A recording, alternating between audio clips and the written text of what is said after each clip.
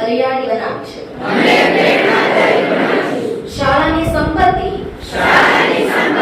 સમય સંસાધનોને રાષ્ટ્રીય સંપત્તિ ગણીશું. તેનું રક્ષણ કરીશું અને વિવેકપૂર્ણ ઉપયોગ કરીશું. શાળાને ફક્ત એક સંસ્થા તરીકે નહીં પરંતુ સંસ્કાર,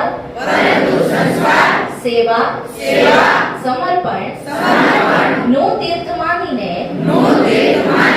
તેનું ગૌરવ વધારવા સતત પ્રયત્નશીલ રહીશું. આપણી શાળા આપણું સ્વાભિમાન છે.